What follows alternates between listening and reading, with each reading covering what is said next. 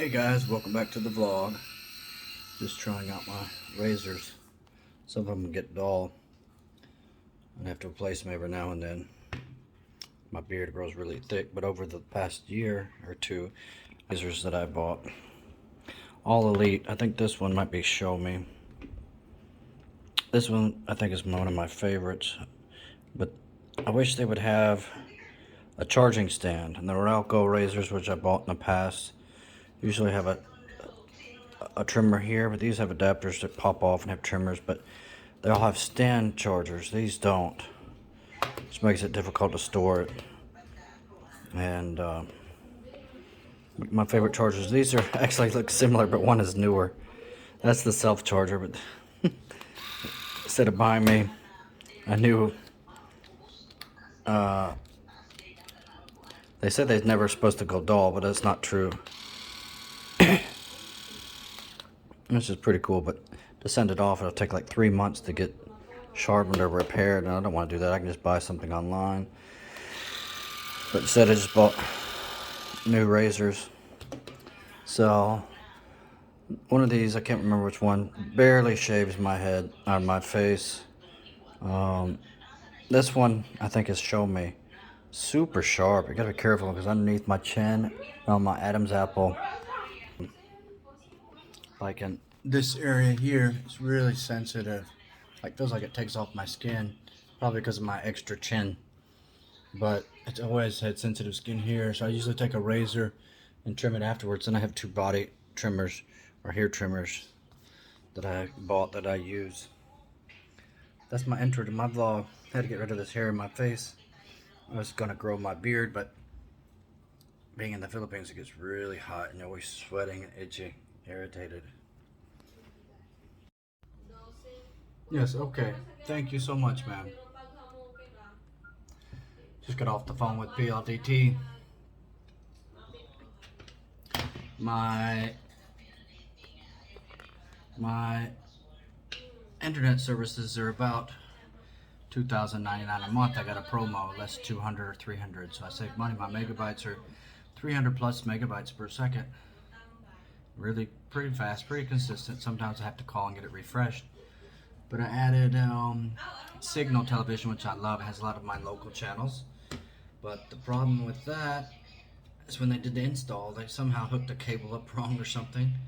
And it took almost 2 weeks for them to get it right. The installer came back and said, I'm sorry, the first installer hooked it up wrong. I'm like, what? And PLDT charged me for the whole month, plus a prorated rate, plus the activation fee of $1,500. And my bill was $5,000 plus, almost $5,600. I was like, OMG, that's horrible. And I was like, okay. And so I didn't get my service working until only 14 days or 15 days. You guys charged me for a full month. Then I got my bill last week, and I called, why is my bill $5,000 this month plus $5,000 last month plus $10,000 in 2 months? I said, even if I had money, which I'm not a millionaire, I'm not paying that. Something's wrong. And I said, my signal's only like $1,600 a month plus my $2,100 a month. So do the math. It should be $2,728 a month, maybe at the most. Not more than $3,000 with whatever taxes or whatever they do. And then my Wi-Fi mesh, which I got upstairs and downstairs, which I really don't need. But sometimes in my gym, the signal disappears, so I'm covered. And then plus, if I get another place, I'm covered anywhere I go. If I want something on the balcony or outside, I can take it with me. I'm covered. The range is extended. So last week when I talked to customer service, they credited me.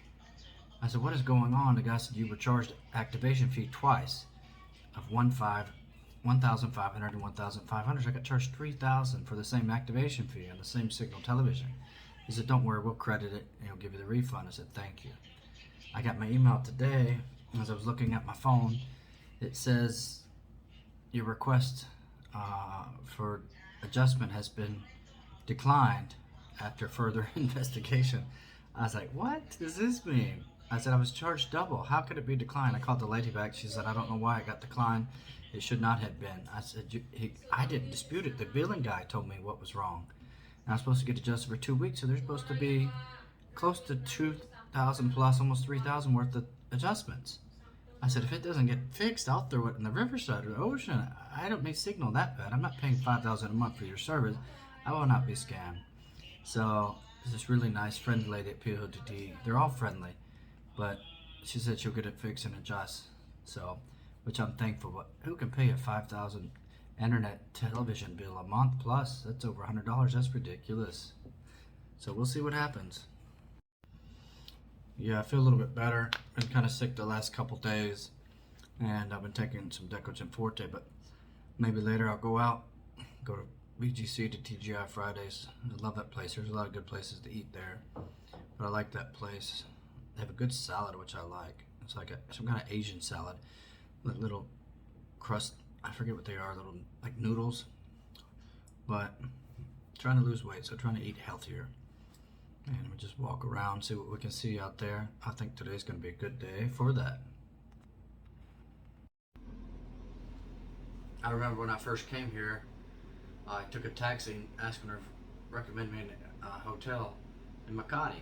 I already knew Makati was a good place. This was like 2010 when I first came here. BGC was not really well known like it is today. I mean, there's a few condos. I don't know about a hotel, so I'm sure there was, but Makati is a nice place and nice hotels. Ended up staying at a hotel for about a week, then rented a condo behind it. It used to be Antel Hotel and Spa. And like I said, it's Best Western. So I stayed there a couple days. But I remember the lady told me if I didn't end up not staying, she convinced me to pay 1 month advance, because I told her I'm trying to find my girlfriend's province. I'm going to go there, try to find a way to get transport there, because I didn't really know how transportation or bus transportations work. And I couldn't get a hold of her in province. So I ended up renting a car, or a driver. It was a taxi. He ended up getting a car. We ended up going to Hunter Island. It's probably 5-6 hour drive away. And but you know, I learned, but I never got my money back. The lady had lied to me.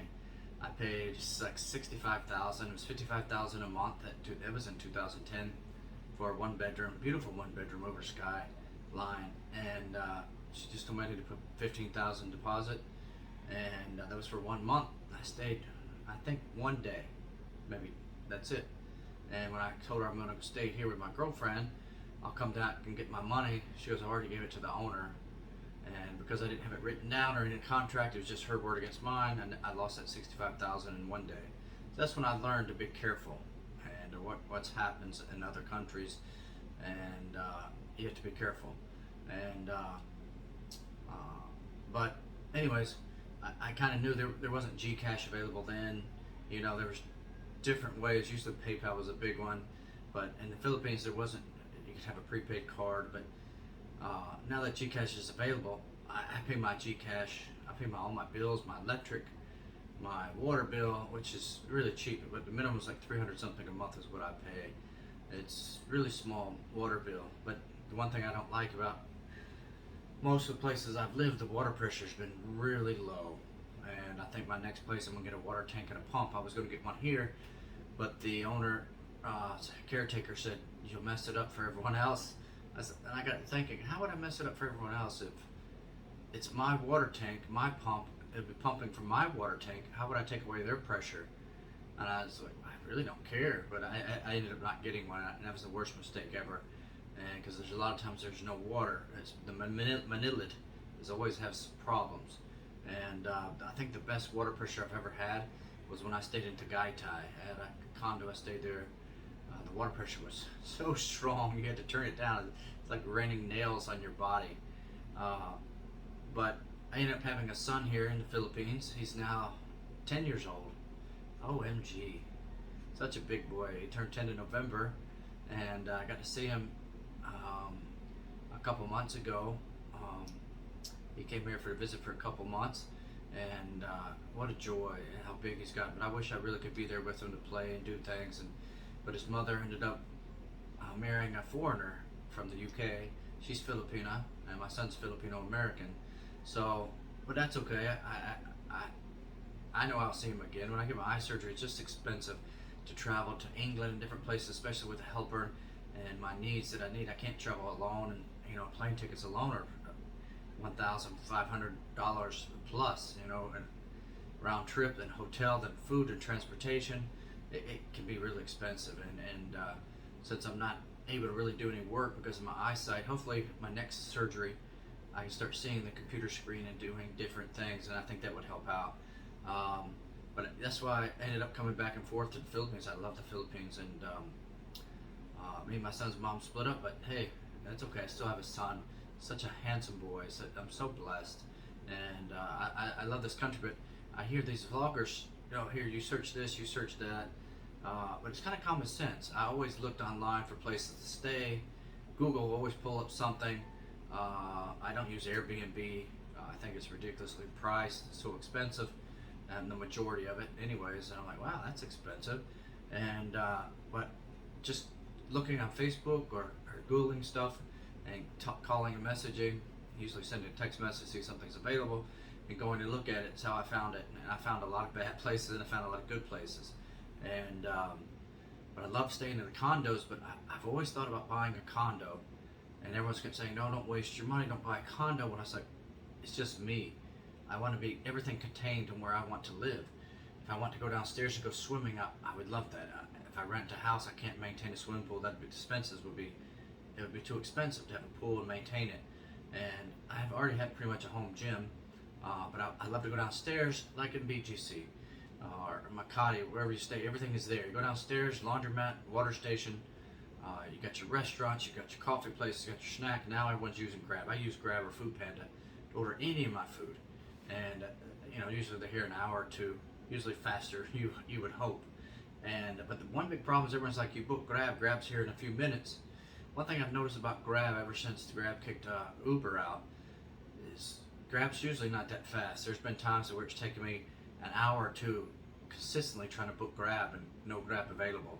And I live near big malls, so that's been hard using Grab app. And a lot of times, we have to go. We're late for an appointment, a doctor's appointment, so we take public transportation. No big deal, but when you're dressed up, you don't want to get all sweaty and hot. You're on a jeep near a bus, and it's usually you have to take a couple rides depending on where you're going.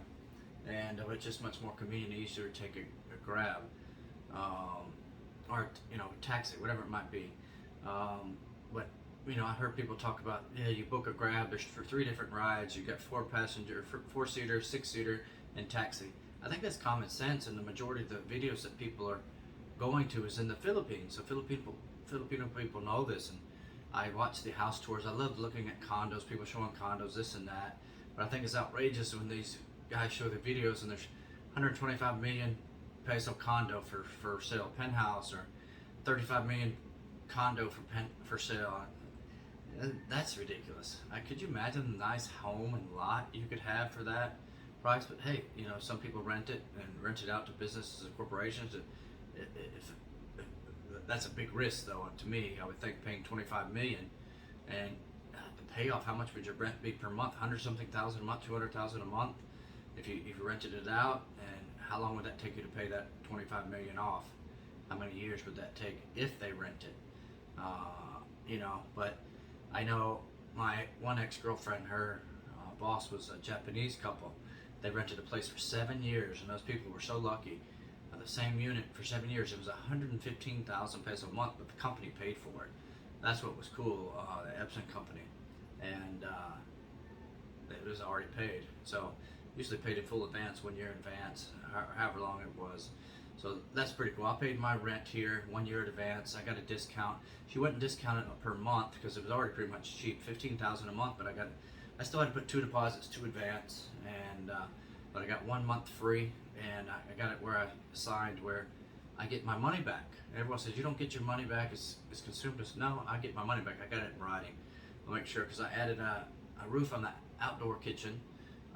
Here, I added a new sink, new faucets, new outlets, new light switches, and I'm just renting. And I added probably 6-7 extra outlets. I painted to make it look nice. I painted the rooms. The rooms were god-awful pink, and the other rooms were god-awful blue, dark blue. It was so awful. And going downstairs was like a peach color. So I had everything painted, and then I can't remember. I've done some other things. Just new new electrical box. So there's 2 electrical boxes here. I think she rented it out through Airbnb. It was fully furnished. I had her take all the furniture and put my furniture in. I love my bed, but I should have got a different bed because I didn't plan on getting a 2-bedroom. I just got a 1-bedroom. So this bed has a pull-out. So I have a pull-out here if I have guests, but I should have just got me a regular full-size bed. And I've been having problems with this mattress. It's not as good as I thought, but it was expensive. But hey, you know, maybe when I get my next place, we'll see. But I'm thinking towards this next year after my eye surgery, I'm going to go back to BGC. I really love the condos, but I don't want to pay 50, 60,000. My friend, he lives there. He's with Argami. He does the facial spas. Him and the owner, they're paying 60,000 a month for 1 bedroom. And but to me, that's just a kind of a waste of money. I can pay 30, 35,000, have a nice 1-bedroom, nice view, balcony. That's what I want. And live comfortably. I can go downstairs. I can order stuff. You know, I can do my vlogs, have my content like the other content creators. Here, you have to be careful. I see the one content creator. He leaves his camera. I saw the one video I was watching earlier today.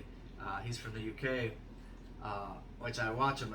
They always use Philippines BGC as a title, but I watched him. He put his camera outside of the door, and you know how people do the camera angles, and they come out, and I see him coming out of the store, and the camera's probably 20, 30 feet away. I don't know, he had it against a phone pole or something, some kind of pole or something in front of the store across the sidewalk. And I saw people walking towards the camera, and he started walking a little bit faster. He's like, okay, if you guys enjoyed today's vlog, here you do that. You got to be careful where you set up your camera. If you leave your camera out or you're vlogging holding your camera, someone's going to go by and snatch it. The inner cities, I don't care if you're Makati, BGC is more safer, you know. Any kind of inner cities where the crime rate of snatching is a little bit more high, you always have to be careful. Someone sees a 50,000 or 40,000 peso vlogging camera or cell phone with a tripod, of course they're going to be tempted. I speak from experience, like I said before in my previous vlog. I'm standing on the sidewalk. The LTO officers was waiting on. She messaged me. I just had looked down on my phone.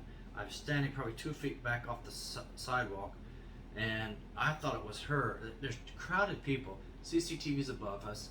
I'm trying to go across the street. My bank's across the street. It's probably 6 p.m. at night, 7 p.m. And someone touched the hand of my hand. I looked up. I thought it was an LTO officer, someone playing with me. And like I said, I'm legally blind. And I saw that it was, I had my earphones in, and I saw it wasn't them, but someone on a motorbike. They snatched my phone. I went to punch, and it just took off. I just totally missed. And I couldn't run after them because they just took off a motorbike, even though there was traffic. And I went to make a report, made a bladder, and I saw all these cameras. There's probably 50 monitors. I was like, how come no one's monitoring these cameras? Everybody was sitting outside. I'm like, my goodness, no wonder the crime rate, people get away with stuff because they never get caught. I told him, you need to put some plainclothes officers or barangay walking around, catch these snatchers. It's a syndicate. And the same thing happened in Calamba. When someone they pickpocketed my bag. And I remember I was going through a couple of years ago, it was during the pandemic, I just get left a friend's birthday party, walking down the sidewalk, probably 10, 11 o'clock at night. And I had my phone in my pocket, I had my earphones in, and my phone was dead, so there was no battery, so I could hear everything. And I remember this car was parked in front of my road, and there was 3 guys. One was in the driver's seat, 2 were standing outside. I said, hey guys, you guys are blocking the road. I live here, I can't get by. I have to walk in the side where the water drainage is, the sewage drain. It's always muddy, and just to get by. And I said, you guys have to move your car. I said, you guys can park up inside the road. And he said something to Tagalog, and I said, all right, man. I said, whatever. I said, you don't want to start this. And so I said, have a good night.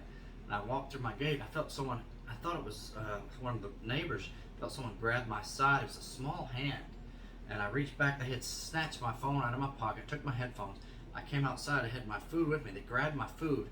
I came out there and I grabbed the one guy, there was 3 guys and a girl. I grabbed the guy, threw him to the ground, grabbed his phone, and then the neighbor came running out, bigger guy, huge Filipino guy. And the woman was yelling at the guys. I don't know what they were doing. I think they were looking there to snatch or steal stuff. And I got my phone back. The guy gave me my phone back. He said, "Oh, we found it on the ground."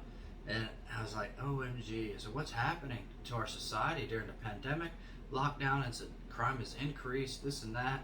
Things are starting to happen." And I love the Philippines, but you always have to be careful. You always have to be on watch, and it's just very sad. It's just not just here; it's any country, and so that's why I've learned I have to be careful, and I've learned I get nervous if I'm holding my camera out when I'm walking around the streets. Someone's going to snatch it. That's all they need to do is go behind the bike. What am I going to do? Can't stop them. They won't find them, and most of the time they don't have a license plate. So, hey, what can you do? And that's why I want to go back. Maybe where I am now is safe inside the village, security guards. So I'm okay. But if you go out, if I'm going to the market and I'm filming, there's going to be people that's going to grab people's attention. And I always got to watch my bag. People unzipping my bag, or my girlfriend's watching too. She had her stuff snatched, her cell phone and bag, her wallet out of her bag. Luckily, it was just her coin purse. So I wasn't with her. So there is that crime out there. There is that awareness that you have to be careful. And my point was, I saw that guy leaving his camera many times at places, and then I saw him walking out the door. He started walking faster because people started walking towards his phone or camera, and he's trying to end the vlog like that. I was like, one day we're gonna see another guy grab his camera and end the vlog himself, and it's gonna be a snatch camera. God forbid that happen. But people that just started moving here and they're living here and doing the vlogs, they really have to be careful. They're so naive. It's just that you think you can put a 50,000 peso camera down here, or go around vlogging like you're safe. There's no crime. This is a perfect world. And unfortunately, we don't live in a perfect world. This is reality, but hey, like I said, that's what I have to say about that. And but like I said, any country is like that. But here, I just happen to experience more. When I was in Thailand, the only thing I had taken was my shoes, my running shoes that were specially made for me, on the front of the door. And I probably shouldn't have left my shoes outside. They told me, "You can't bring the shoes inside, leave them on the mat." And everyone's shoes were on the mat. I was like, "My shoes are $100 something." And I'm just like, I don't know if I should leave them out here. Sure enough, someone took them. So, but you have to be careful, especially as a foreigner. People look, "Oh, it doesn't matter. He's got money, whatever, blah, blah, blah." And, but, hey, I love this camera. We've got Christmas coming up. I love this country, this camera. Sorry, my mind is on something else. But yeah, I love watching these vlogs, and they're exploring different real estate, different properties. I'm like, always leave a comment. Are you working for a real estate company? Do you get a discount? What's your benefit of showing these units that are for sale and for rent? Do you get discounts? And a lot of people are like, "No, this is totally different than his." And I'm like, I guess it's just for content. I love looking at places. I can go out and show places all day long, and for content. And that's what we're content creators. And I was like, okay, but yeah, it's just a lot of things I've seen is I love watching the vlogs. Love watching what to do. I'm trying to learn how to edit. It's hard on my eyes because if I look at the white screen, it puts a strain on my eyes because my pupil doesn't dilate. And hopefully when I get my next surgery, I'll get some kind of glasses to help me, especially the radiation glasses. I like to try to get those. But they tend to make my eyes a little more darker when I'm looking at the screen. I have a laptop, my girlfriend does. I can't see anything on the laptop to edit. So that's the big problem. That's why it's hard for me to edit. I can only do certain things on my phone, and I'm learning how to do things. Because before I couldn't even see a phone. I remember I used to have a keypad. I would type with a keypad. And I would take my tablet and use it as a camera, as a magnifying glass to see what people messaged me. And I didn't know until, several years ago, maybe 3 or 4 years ago, that the phones can speak to you. And I can actually see what I can zoom in, triple tap, zoom in. I can see the words and stuff. I never knew that. And when I started losing my eyesight, I was just typing my keypad from memory. I would search someone's name. I could type and text it. I did it all by memory. Didn't have to look at my phone. And that's why a lot of times I leave comments. I use my speak to text, my Google or Samsung. It doesn't matter. It's horrible. I'll say the right words and they'll predict what they think I'm saying, and it just automatically back up and change my words. Everyone's like, "What are you saying?" And when I go back and read it, I should proofread everything. And I'm like, when I go back and read it, I'm like, "What is this saying?" I don't even know what it says half the time. So hopefully when I get my surgery, that'll be fixed. Yeah, but I love the people here. I love it that the foreigners that I see on their vlogs are so kind to the Filipino people. Filipino people are really special to me in my heart, and they've been good to me. Unfortunately, there's a few bad, what they say, rotten eggs in this world that can make this country bad, or other countries bad. You know, it's everywhere, not just here. And so, you know, you just pray for our country and the Philippines.